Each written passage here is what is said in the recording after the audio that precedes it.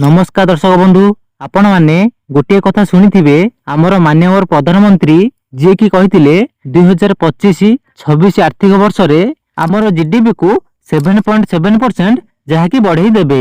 तो जहा शुणिथिले आज देखिबा को मिलुची।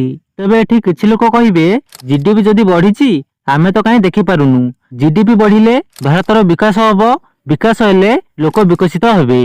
तो एबे कहिबे कोउटी विकास होईची आमको टिके देखांतु। तेबे कौन विकास होईची संपूर्ण वीडियो देखिले आपण माने जानि परिबे। ता पूर्वरु आपण मानू गोटे छोटिया रिक्वेस्ट, जदि चैनल को प्रथम थर विजिट करचुंती चैनल को सब्सक्राइब करिया सह बेल आइकन ऑल रे सेट कर देबे। तो एबे सुनंतु जीडीपी कौन बढ़ीची ना गैस बढ़ीची, पेट्रोल बढ़ीची, डीजल बढ़ीची।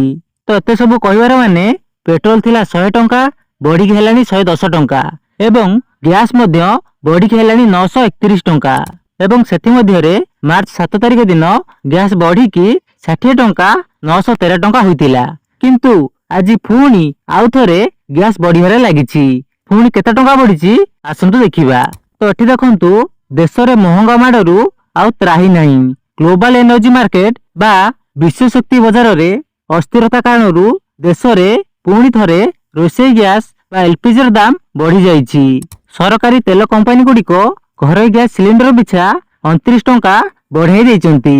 विगत 3 वर्ष मध्यरे यह हेउची द्वितीय बड़ वृद्धि। शिल्प सूत्रରୁ मिलिथिबा सूचना अनुसार जून 7 रु राजधानी दिल्ली रे 14.2 किलोग्राम घर एलपीजी सिलिंडर जहार मूल्य 913 टंका रु 942 टंका बढ़ीची। तेबे एही मूल्य ओडिसा रे मध्य देखिबाकू पाइबे एवं ता सहित 5 केजी एलपीजी रो दर 261 टंका को वृद्धि पाइची। तो एबे आपण माने कहंतु जीडीपी बढ़ुची ना कमुची, देश आगौची ना आगौनी। तो निश्चित भाव रे कमेंट बॉक्स रे आपन को मतामत देबे। रहिली देखा आउ को वीडियो रे आडे न्यू अपडेट सहित। जय जगन्नाथ।